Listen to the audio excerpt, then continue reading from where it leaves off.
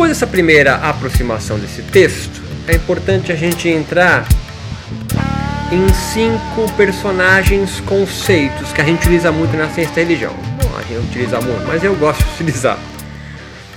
Que são os sacerdotes, os místicos, os profetas, os leigos e os magos.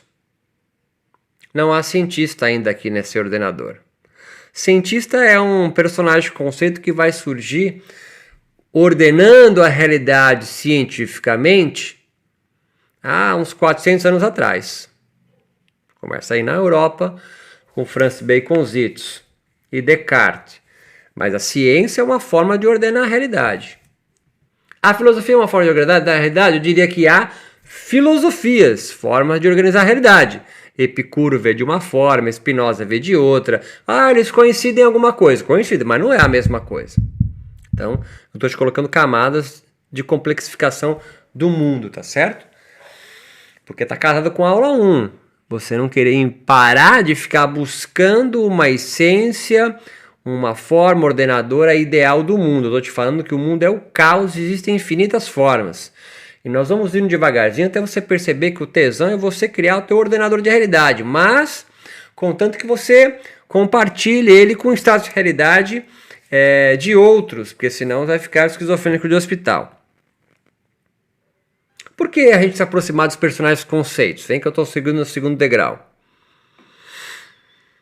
Porque eles casam muito bem para o que eu quero trazer de perspectiva aqui do yoga, que é a eficácia mágica. Por quê?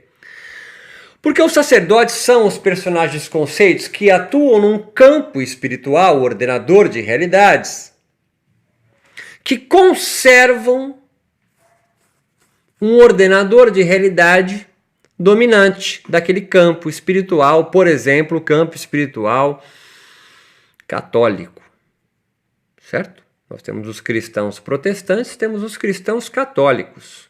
Cristãos protestantes têm 2 grandes sacerdotes, Calvino e Lutero, que ordenam o que eles chamam de teologia da prosperidade. Teologia é uma forma de ordenar o mundo.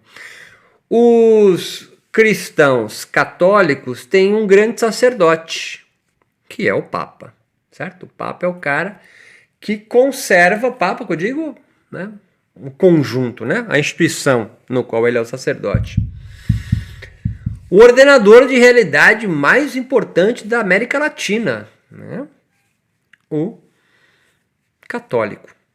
Mas nós temos também, dentro do mesmo campo ainda, os místicos. Os místicos são os caras que dispensam o sacerdote para traçar uma comunicação direta com o mundo espiritual, Deus, deuses, anjos, sei lá o quê.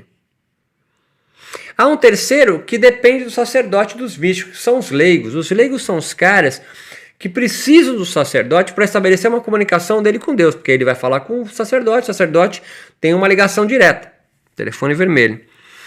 Os místicos também, mas em geral você tem que fazer parte de uma escola mística e vocês estão se iniciar numa escola mística. Olha os sufistas, por exemplo. Sufistas é a parte mística do Islã, um outro ordenador da realidade, do campo espiritual. Mas também há os profetas. Os profetas são personagens de conceito que anunciam algo novo dentro do campo espiritual onde ele está conscrito. Então, dentro do campo espiritual católico, nós temos os sacerdotes, bispos, padres, arcebispos. Nós temos os místicos, né? Em geral não se batem muito bem com o sacerdote, porque ele dispensa ao sacerdote. E temos os profetas que vêm anunciar algo novo. Por exemplo, teologia da libertação. Teologia da libertação, o personagem, conceito desses teólogos da libertação é profético. Eles anunciam algo novo dentro do campo espiritual cristão católico. Se é aceito, o profeta adentra ao campo. Se não é aceito, ele então é considerado herético, certo? Mas há um quinto personagem que aqui é importante, que aqui talvez entre os yogis também. Os yogis entram em qualquer dos campos também, tá certo? Mas o que eu quero aproximar aqui são os magos. Os magos ou feiticeiros, feiticeiras. É um personagem conceito. Qual a diferença dos magos para os outros ali? Sobretudo sacerdote, místico e profeta. é que o mago, ou feiticeiro, a feiticeira, ele estabelece relação de manipulação das energias da imanência. Ele, ao contrário de sacerdotes, místicos e profetas, não tem discípulo. Ele estabelece uma relação de consulência com os leigos, porque está todo mundo aqui em volta dos leigos. Porque não existe sacerdote sem discípulo, não existe profeta sem ninguém para ouvir, não existem os místicos para estabelecer a comunicação com o mundo espiritual, se não há também ali os leigos que os ouçam. Pode até ter, mas é os leigos ainda que sustentam eles.